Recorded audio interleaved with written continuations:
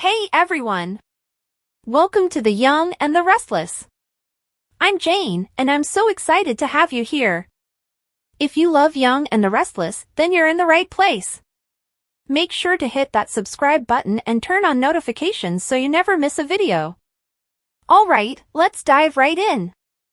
Victor, Nikki, Victoria, and Nick were all there at the main ranch house when Chelsea and Adam broke the wonderful news that they were getting back together. Nick, Victoria, and Victor seemed pleased with the news. But Nikki seems cautious. Victor toasted Chelsea and Adam's future and endorsed them. Adam acknowledged that there have been some difficult times in his family's history. The fact that we can all be here means the world to us.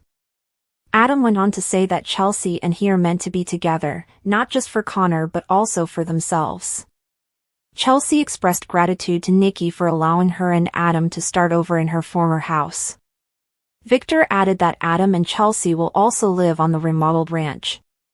Nikki glanced at Victor. Chelsea acknowledged that their previous group session was a touch awkward while she was in the atrium alone with Victoria and Nikki. Victor startled her by opening his toast and the champagne. For the record, there is no wedding on the cards, Chelsea stated. Yet, said Nikki and Vicky.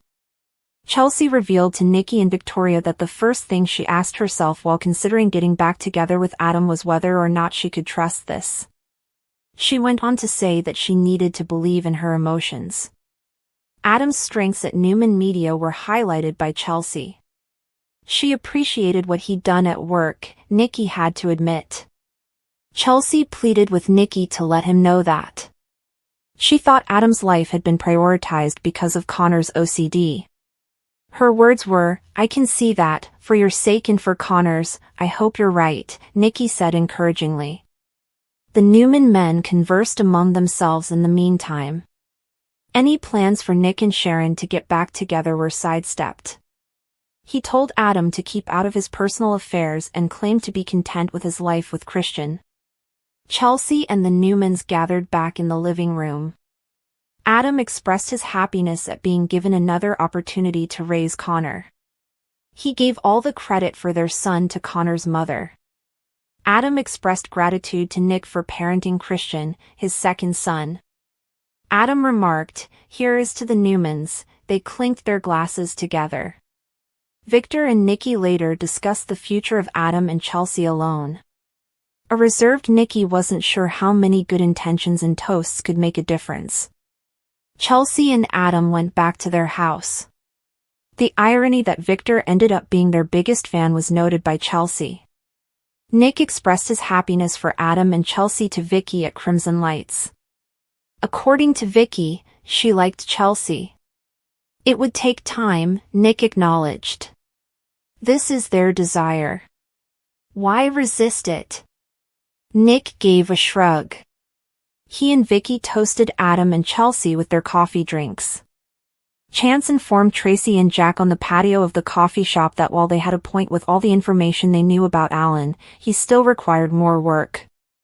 The policeman told Tracy that she shouldn't go to Paris, but he was curious if Tracy might persuade Alan, or whoever he is, to come back to Genoa City. Jack advised his sister not to communicate with Alan at all. It must be in her, Tracy thought. She stated that she must ascertain whether the man she loves bears any responsibility for the heinous acts committed against Sharon and Phyllis. In an attempt to reassure her, Tracy's older brother claimed to have an idea. Jack believed he could convince Alan to come home so Alan and Tracy could get married in Genoa City if he, rather than Tracy, phoned him. Chance agreed. Jack proposed, "There's no time like the present." Jack contacted Alan and pleaded with him to return to Genoa City, as Alan and Tracy listened. That Alan agreed astonished him. To Jack's amazement, he absolutely understood. Alan merely wants to make Tracy happy, according to Tracy's brother. Tracy questioned whether that was accurate. Jack expressed his desire to think that all of these were terrible coincidences. If this is really Martin, then this is all part of his act, Tracy bemoaned. The next phase, according to Jack, is to learn Alan's strategy. Tracy said, "You can leave that to me," to her brother. Jack later offers his younger sister a drink after Chance has departed. He assured her that she was the one who deserved to be happy. Tracy assured Jack that she could entice Alan to reveal whether or not he is Martin. Because the man might be a murderous psychotic, Jack didn't like it. Tracy realized that Jack was keeping an eye on her, and her eyes grew teary. Tracy needed to know even if there was only a remote possibility that Alan wasn't Martin. "I'd never forgive myself if I were wrong," she stated. "I have to look into his eyes and his heart." Tracy boldly declared that if Alan is in fact his twin, she was prepared to confront Martin, the man who has committed heinous crimes. After what Alan did to Ashley, Jack declared that he would not allow Alan to harm any more of his sisters. Tracy retorted that Jack had to assist her in discovering the truth if that was the case. Phyllis told Billy in the park that she was worried about what he was doing with the mysterious Aristotle Dumas. The old Phyllis would have been all over his partnership with Dumas, Billy told Phyllis. Phyllis said she has transformed as a result of her experience. Is power part of the equation? Billy posed a rhetorical question. Although he stated that he wants to reclaim Chancellor from Victor, he clarified that this plot goes well beyond that. "We would take off like a rocket ship, leaving Newman Media in the dust," Billy stated. Dumas wanted to help him, but Phyllis wouldn't let him. Billy would merely inform her that the unidentified man had motives. Phyllis was curious as to those reasons. Billy was urged to level with Phyllis. "I am being honest with you," he said in response. "I can't tell you right now." Billy was reminded by a disgruntled Phyllis that Abbott Communications was the reason she was still sane. "It's just danger signs," Phyllis stated. "Why do I keep believing in you?" Billy got home. It was immediately apparent to Sally that Johnny was not feeling well. He informed her that he had met Phyllis.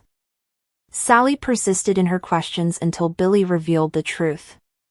Billy disclosed that he received a significant business proposal from Dumas.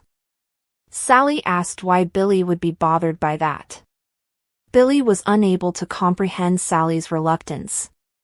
Billy claimed, "This is exactly what I went through with Phyllis," in frustration. "I don't trust Dumas," Sally retorted. Billy hoped Sally would believe him when he stated he could take care of himself. "That's up to you," Billy responded. Sally informed Billy that she had no intention of fighting with him. Billy questioned, "Is it because he's wildly successful?" Sally questioned why Dumas was concealing her identity, noting that anyone would have to be concealing something else. Back at the GCAC, Phyllis was using her phone to research Dumas. There were no pictures of him on the internet. She asked, "Who is this guy?" Phyllis and Billy split up, as Adam and Chelsea declare their reconciliation.